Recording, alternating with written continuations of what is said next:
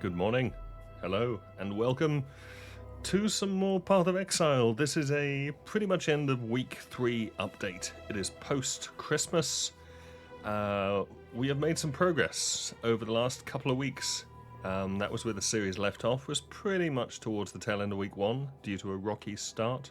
Or was it mid-week 1? Some point week 1, anyway. In the intervening time, this character was my tornado shot Deadeye. It's not anymore. So, yeah, we were having some issues. I ended up switching away from tornado shot because much as it was glorious, there were some issues. I actually tried out a few variants. I tried Mikoshi's sort of rage-based budget tornado shot variant. That was interesting. A little bit too fast, even dropping the League Ascendancy. Yeah, which we had at the time, but the League Ascendancy. Yeah, and honestly, the boss damage wasn't any better, and it was even squishier. So I ended up switching back to Lightning Arrow with ballistas, just with artillery ballistas. That was much less convenient than Mana Forged Arrows. Really didn't quite enjoy it as much, but I did like the fact that it could actually kill map bosses in a reasonable amount of time without insane gear. I did recraft a new bow at the time, so I recrafted this Tri-Ellie bow. I did what I planned to, so I farmed up a load of tier 1 essences, and this was just after I finished the last main part of the series. Crafted up this bow, having farmed up the essences. I bought a 6-link base, essence spam until, got attack speed, great. That was fine for a while. Yeah, having switched back to Lightning Arrow. But we're still kind of capped out on damage, and the next obvious step was to make a better bow. You really kind of need crit chance as well as attack speed on the bow, and that means you need the 4th mod. Now you can realistically spam for a couple of extra mods with essences, but you're gonna need to fracture something, and yeah, given the difficulty of rolling the various stats, yeah, you got to fracture something. So I was looking at the prices of bows, just unlinked level 82 odd spine bows with a fractured tier 2 prefix for damage, and there were 4 divines before you even 6-link it, before you actually account for the essence cost, before you craft on it. 4 div, and I'm just not willing to pay that. I realise that I'm playing tornado shot in the heaviest bow league we've ever had. So yeah, prices are in-fucking-sane, and it was driving me nuts. So we pivoted completely. I utterly respect this tree. This tree had to refund 100 passives, so no big deal. We completely redid our gear, and this is a variant on a Mathel build from... He actually did it in one of the novelty events last league, and then I think he did it a couple of leagues ago before that. This is an Ice Shot Deadeye. And this was hugely fun. I love this build. This is freaking awesome to play. I will include a little bit of footage, probably on the end of this video, of this character. But yeah, this was hugely entertaining. Only trouble, it is a Mathel build, so it's not exactly defensive. I don't know that it was... Yeah, it was actually squishier than my tornado shot, which is kind of saying something. I did a lot of work on the build. I worked quite hard on it. I was really pleased with it. So I took effectively Mathel's work in progress from the last mini league he ran it in, and he had a load of missing defenses, so he had no suppression. So we kept suppression on the build with an ad series step. with some rearranging the passive tree. I reworked this so we could actually get down here and get these passives, and we crafted some half-decent gloves, half-decent, with suppression, and that kept us on suppression, which was a huge difference. We went for a different chest piece, so I used this at Series Splendor, which solved some res issues, gave us +2 proj, which was a nice damage boost, because actually the damage got slightly nerfed since he played it. So yeah, compensating for that was nice. What else did we do? We picked up a nice replica Dragon Fangs. I was having issues. I was really annoyed that I couldn't use Sniper's Mark with Mark on Hit, because you can't, because Ice Spear. That's a shield charge. That is Ice Spear. I was really annoyed you can't use Mark on Hit with Ice Spear, and so I thought, well, if I've got to manually cast it, I may as well get some decent value out of it. So I actually linked an Arcanist brand, which auto-casts spells when the brand attaches to enemies, and I stuck 2 curses on it, and I actually paid 2 div for some gold, for a stack of 5 gold essences, so I could anoint Whispers of Doom, which lets me cast 2 curses. And the rest of the build, I mean, that was the most expensive thing I spent on this build, was 2 divines for 5 gold anoints. Everything else was 50 chaos or less. I literally bought these rather decent main hand and offhand for 50c each. I just used POB to do a trade search to find items in slot, which you can do. Slight spoilers, I'll go into this build, you can hit trade for these items, and I usually take the weapon out and then go find best in slot for the build you've got, and it puts a load of weights in the trade and calculates what's going to be half decent, and these were 50c each. It's nothing. We picked up a cheap Heat Shiver. This was 30 chaos for a +2 projectile corrupted at Zeri Splendor. It wasn't linked and it was corrupted, so I did actually have to I think I spent another divine on tainted fusings, because I didn't have any at the time, so I picked up some tainted orb of fusings. I think it took me 3 or 4 tainted fusings, and I already had a bunch of tainted jewelers to 6 link it the easy way. So very pleased with that. I love that series step. It's a great bit of gear. Heat Shiver was cheap. That was like 50 chaos again, I think. This ring was virtually nothing. This was just a few essences. That dropped, so I didn't need to buy a ludicrously expensive 13% chance to suppress pair of gloves. Yeah. And overall, I made a bunch of changes. I was really pleased with it. Very happy. It was definitely more tanky. It was able to actually... I'm running Harbinger still, and it was taking on Harbingers without too much difficulty. There's still a little bit of running away. There's a lot of tactical repositioning. But there wasn't actually so many deaths. But it was still actually kind of squishy. You roll the wrong map mods, and it doesn't stand a chance. Much as I love this build, I particularly love... Ice Spear has kind of 2 modes.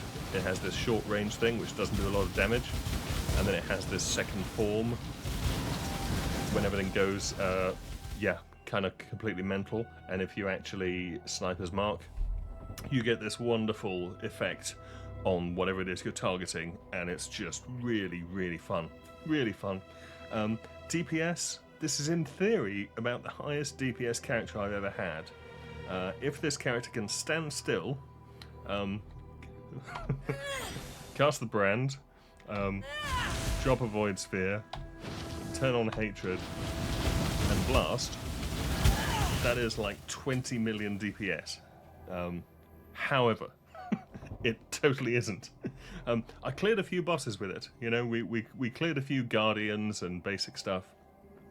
Had to go at Uber Elder. Not going to happen. I do not have the have the skill. Also, I just completely screwed it up. yeah, completely screwed it up. But Uber Elder, I don't think is it's kind of the worst fight for being able to stand still. I think, you know, but I think that's because I've only played it like 10 times, whereas people who are good at Uber Elder played it when the League first came out, so they've probably killed the boss a few hundred times. Yeah. So much as I loved playing this, it's too weak, and it needs too much standing still. And Tornado Shot, much as I adore the Tornado Shot mapping, it's really, really satisfying.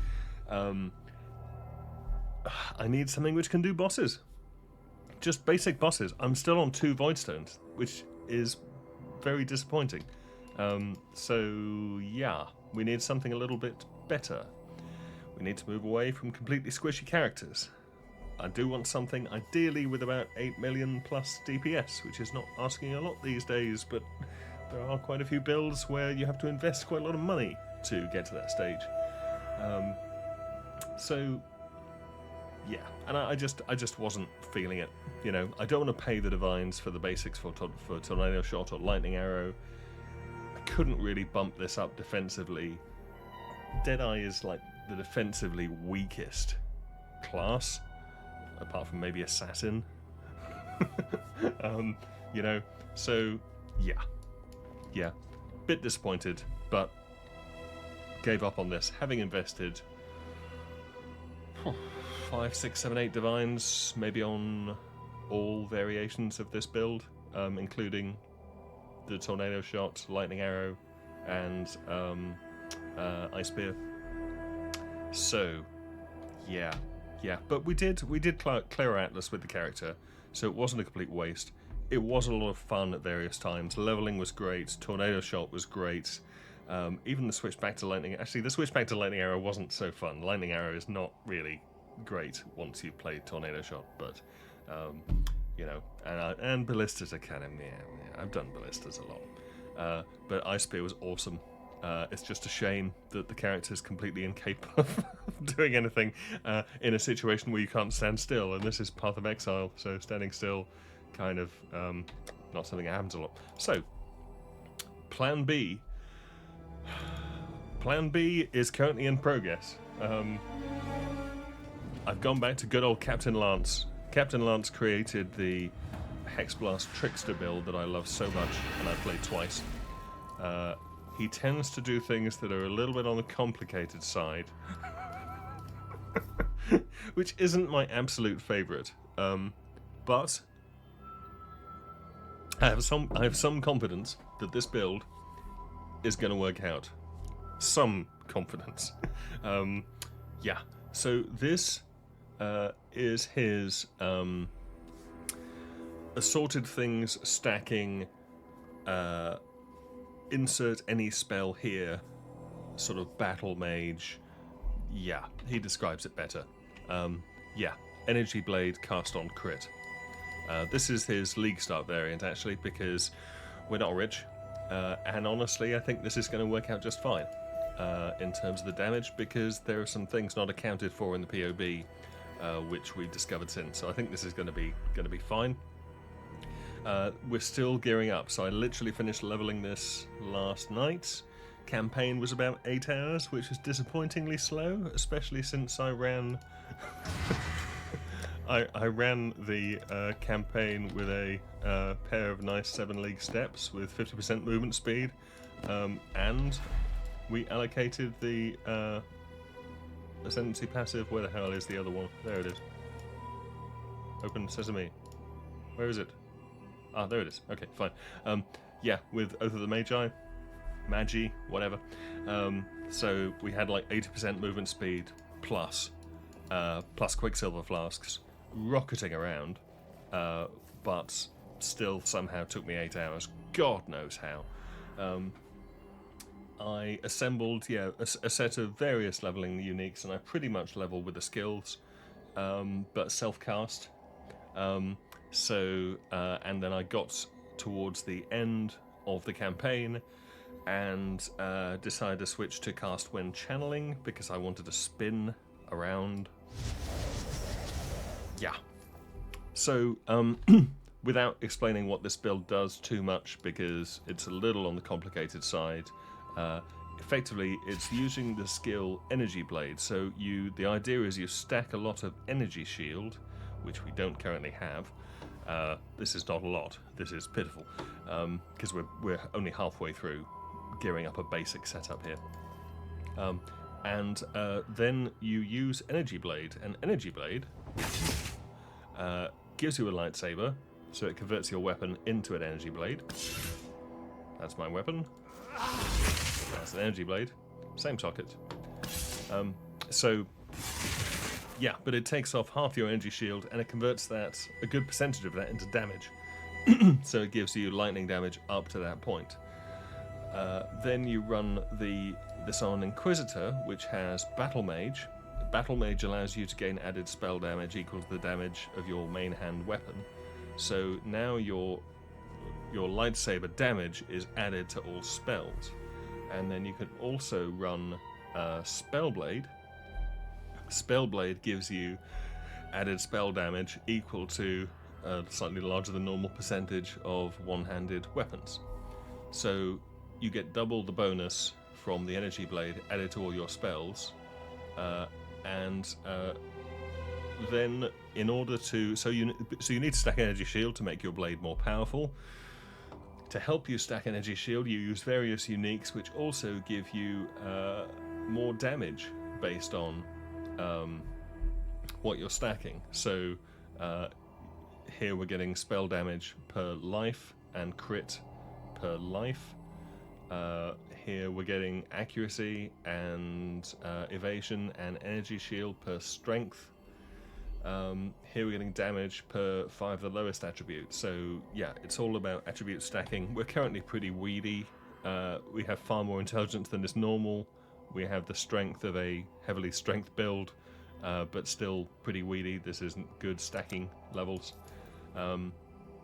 But we're working on it. You know, we're not even complete on the gear pieces.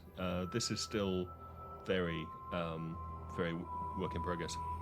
And we only have 2 flasks, which aren't the right flasks yet. But we're running 2 flasks because we're going to need a coruscating elixir to stop chaos damage killing us, because we have no life when everything is actually allocated and working, and which it isn't yet. We're using a brutal restraint, which gives the traitor's keystone, which Captain Lance loves. I think it's one of his favourite keystones, but which gives you flask charges based on how many empty flask slots you have. So you need quite a lot to have permanent uptime on a couple of flasks. So yeah, it's a slightly complicated build, but it's not as bad as it looks. So we now need to go through and actually sort out stacking up some more ES to get a basic version of this running that isn't going to die. Because if you run around maps with no life, yeah, if you run around maps with no life and 1,000 energy shield, and then you tend to die. So I mean, that was one of the issues while leveling. This is kind of on the fragile side. Use slightly different tech while you're leveling. This is running an ivory tower, which is pretty great. But yeah, I was running a Ghost Writhe. I managed to buy a cheap one and 6-link it pretty easily, just with fusing spam. So we're running that, but that reduces your life as well, and it gives you a decent amount of ES. It's great for the campaign, but it is a little bit lackluster once you actually want to start making the build function properly and actually start stacking your attributes and so forth. So yeah, work in progress. However, this takes me back actually to the previous league. So lastly, I spent an awful lot of time experimenting with assorted builds using Cyclone. I love Cyclone. Cyclone is the sort of spin to win skill. It is awesome. But it does virtually no damage. When it first came out, everybody loved it, so it's been nerfed to hell, so it doesn't really do any damage by itself. So what people tend to do is they persuade it to do damage by adding other things. So there is there's a melee attack version that uses a particular spell I forget, but yeah, there's a fairly common Cyclone build for melee that some sort of shock pulse, I can't remember, but yeah, the other variants you often see are cast while channeling and cast on crit. Nobody really uses cast while channeling. Amazingly, we actually now have enough crit on this build to run cast on crit, and effectively the way that works is as you're hitting things by spinning around close to them, every time you land a critical strike, and we currently have a surprisingly high chance to land a critical strike. It's only about 50% because this character's level 75 and our gear is a complete mess, and half finished. But yeah, so every other hit we're casting a spell, and the spell we're casting at the moment is Arc. Yeah, and you don't actually need that many supports on a spell that you'll cast on critting, because you have such a ludicrous amount of added base damage, which we currently don't. We have a modest amount, but it's still enough for white maps. Still plenty for white maps. But this is going to go up dramatically over the next few hours of gameplay as we fix the build. So yeah, but I was experimenting with Cyclone last league as well. I tried the Mana Bond, Mjolnir, ludicrous delve stacking build by it's not Manfight Dragon, he's from somewhere else. Yeah, I forget his name, but yeah, the guy who was featured in the Build a Week, Connor Converse, yeah, Connor Converse. So yeah, I tried that out. Didn't like it mechanically, loved it stylistically, and I tried a bunch of other variants of things which were Cyclone based. I even planned out a league start for this league for a build that I had created myself, which I think would have been extremely weak, and so I'm kind of glad I didn't play it. But yeah, I created a poison Cyclone Pathfinder that just looked like it'd be fun to me, but I put it aside. I didn't actually intend when I was looking at this build of Captain Lance's to come back to Cyclone. I was looking at his early plans, which involved self-cast spells, but it seems that he actually went cast on crit. So in the intervening time, and created this starter build for this league, which I kind of saw and I kind of moved past because it looked complicated. As soon as I see, Shaper's Touch and Ivory Tower and Rathpith Globe, I start thinking, yeah, this is gonna be complicated. I've yet to see how this works out, but I have, as I say, I have some confidence. So that's where we are. Lance says you can use any spell in this. He actually made a whole tier list, which I've only watched after currently selecting Arc, as to spells you can use. So yeah, I'm currently using Arc with this for clear, which is really fun. I was then using Firestorm in a 4-link with Spellblade and increased crit, just to for single target if I met a tough rare or similar, because Arc is not really that great against. Until it'll be fine. We'll be able to use it for the whole map once we've stacked up the damage. Once we've stacked up the ES, therefore stacking up the Energy Blade, therefore stacking up the spell damage, we'll be in a happy place. But in the meantime, we need an alternate plan just for those tough mobs. And in my third lab, I did a random gem transform, because that's the effect of labs these days, and I completely randomly drew Penance Brand of Dissipation.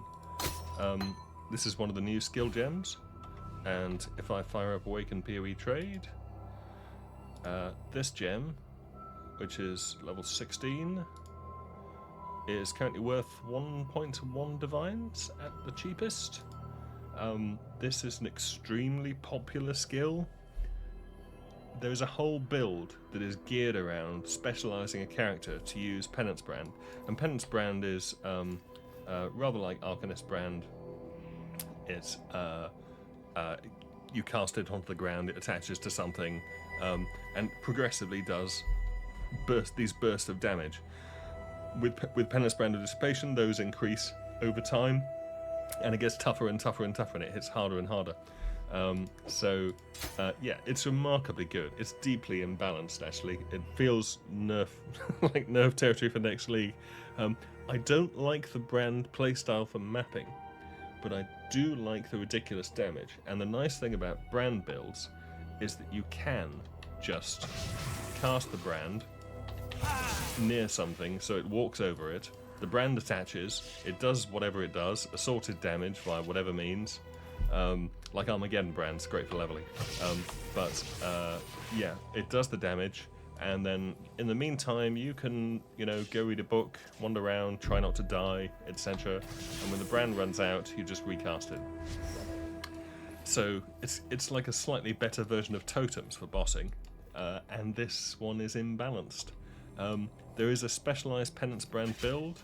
I POB'd a setup for this, which has a fairly sick amount of damage for a lot cheaper than on Lance's build, than on this penance brand specialist build, which I thought was kind of funny. So I have a sort of half plan once we're actually geared up to have 2 6-links. No, we can't have 2 6-links without dropping Wrathpith. But I plan on having a 6-link with Arc, which will look remarkably, I think, like this set of links. In fact, I think this is pretty much the links I'm definitely going to use. But I think what I might do is, if I respec to the Wildwood Ascendancy with Magic Pockets, wherever it is, we'd have to convert this build. Yeah. If we respec to the Wildwood Rucksack from Might of the Bear, you get a little extra area in your stash, which you can expand and collapse. I had decided that on characters using this Charm Ascendancy, I wasn't actually going to use the backpack because I don't want to get used to it, because I'll be one of the people then missing it and complaining. So I wasn't going to use it. But I think what I might do is just stick a second 6-link in it. And then for actual bosses, like for Pinnacle bosses, maybe Guardians, etc., I can just swap out the entire 6-link pre-made. It'll cost a few divines to buy another Ivory Tower, 6-link it, but it means I can have a completely different set of colours, completely different skill, and we'll have a Penance brand on a 6-link for bosses. That's my half plan. Of course, it may be that actually once we scale this up, that's completely unnecessary and we'll be absolutely fine with Arc. The other thing is, this is a very juice-heavy league. This is one of the other reasons I've switched away from the squishy builds I was playing. I'm a little bit on the fence in terms of the defenses for Lance's build. You do have a lot of ES, and it will have a lot of ES, like a lot. And it does have some armor. It doesn't really have suppression. There isn't really any fizz conversion. You've got leech. You've got a bit of leech, which we don't really have here. But you get a bit of leech. So yeah, it's I think it'll be defensively interesting, but we'll see. We'll see how it works out. I'm hoping it's going to be decent, but this is what I do with the build is somewhat dependent on how juiced mapping goes, because I do want to try some of the ridiculous juicing that people are doing by farming up the wisps and practicing to get large amounts of wisps and powering a map. There's a few tricks people are using with Abyss and Gilded Scarabs to generate these ridiculously over-the-top monster creators by rolling maps with extra projectiles and various bits and pieces that I think is going to get nerfed to hell, possibly mid-league by GGG, but maybe not, because a lot of people have already profited from it, so they might just leave it in. They can't ban everybody. Well, I say that. It would be very funny. But yeah, I do want to try a bit more of that. We are going to need a high amount of damage and tank for that. If Arc proves inadequate, it may be that we need the excessive damage of Penance Brand to get things going. Maybe that playstyle is more comfortable for that sort of juicing. It may be that we switch skills entirely. But the nice thing about this build is we can sub in any skill. I had great fun while leveling up, just grabbing random skills from the vendor and slotting them in at level 1. Just typing, spell in here and going, oh yeah, let's see how good Vortaxic Burst is. Oh, it's rubbish. Okay, yeah. Let's try, I tried Ball Lightning. I was enjoying Ball Lightning. It's not amazing, but it's fine, Yeah. So, it's been fun. We've got a lot of work cut out for us now, so there is quite a lot to do. Putting the rest of this build together, we need to get above level 76. This is character number 2. Really hoping we don't need character number 3. Slight issue as well is I'm now broke. Well, I say I'm broke. In terms of raw cash, we've got 60 Chaos and 1 Divine. I went all the way up to like 5-6 Divines and 600 Chaos, which we've gradually spent on these 2 characters kit. Given the respec, it's kind of 3 characters. So, yeah, we were developing somewhat vaguely not expensive, but it's easy to spend currency. So I was also just looking at PoE stack, and it's always very interesting doing this actually. So I just was getting it to compute my net worth. PoE stack is kind of a stash currency tracker that looks at market prices. It's the latest one. There was a previous one, but this is the replacement because the other one stopped being developed. And in theory, I have a net worth of about 65 Divines currently, which was kind of a surprise. But yeah, some of this is in things like incandescent invitations, because I tend to run tier 16s with Searing Exarch if there's nothing better to do. I hadn't yet switched into my sort of bossing strategy plan, and if you do that, well, you're going to end up picking up every 30 maps an incandescent invitation. So 150 maps, 5 invitations. Last night these were going for 9 div. This is estimating 8.4. I think that may be an underestimate, but we'll see. So some things like that I think we're going to need to sell, because I need some liquid currency to stack up this character. I was doing Harbingers. Harbingers have been cooperating over those 150 odd maps. We've managed to accumulate 10 fracturing shards. It isn't one every 15 maps. It's more like 6 in a map after 100 maps.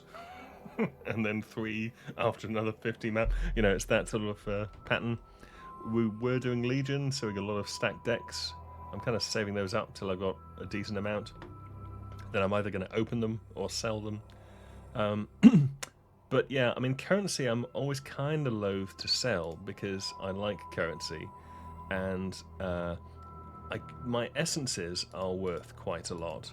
If I just look at essences, we've got 15 div here in essences. But the thing is, having farmed them up, I think I need to use those essences for crafting.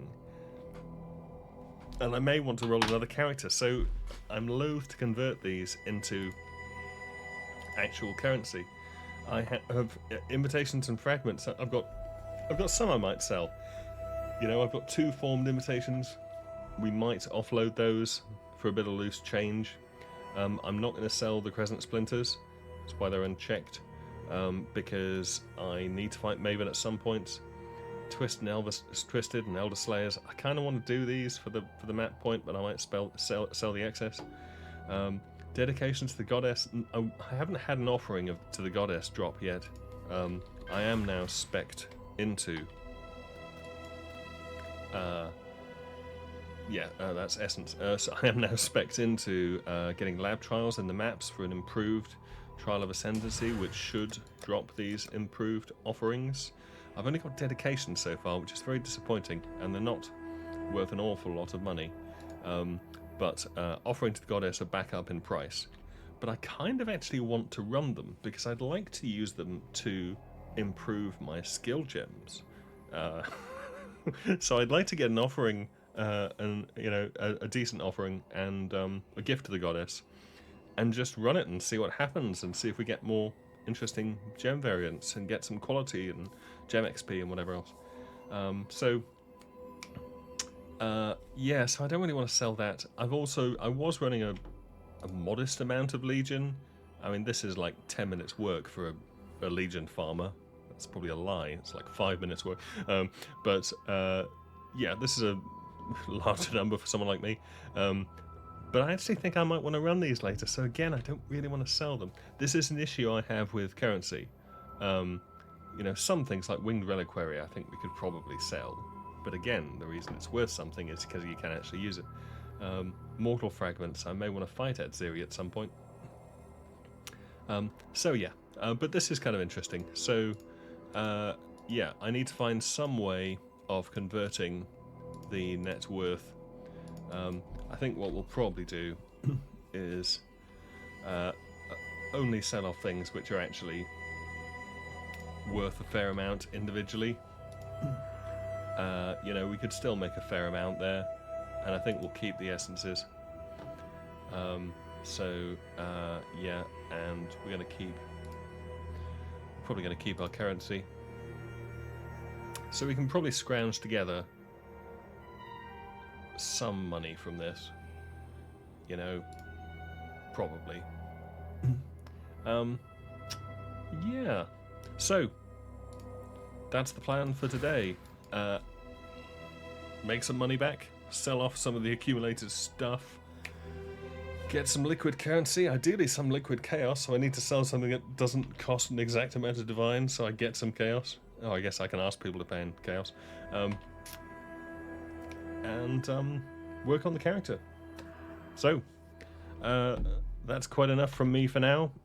I will stick in a bit of footage of this build, so you can see how it's been going, and a bit of footage of the Ice Spear, just because it was so much fun, even though it died a lot. So, that'll do for now. Until next time, farewell.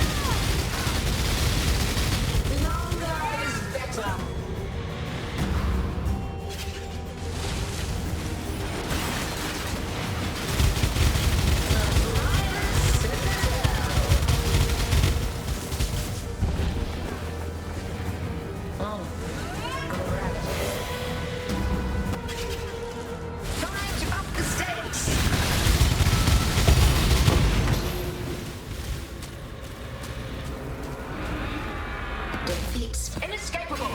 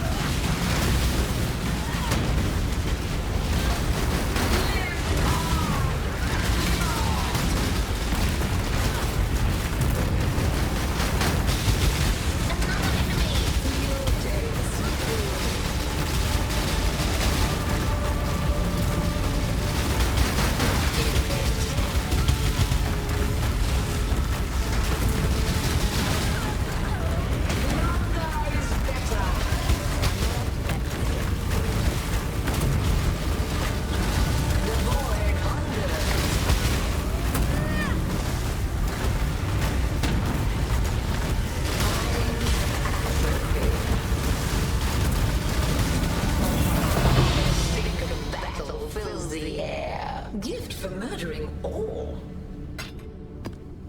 Hurry! I want to watch another.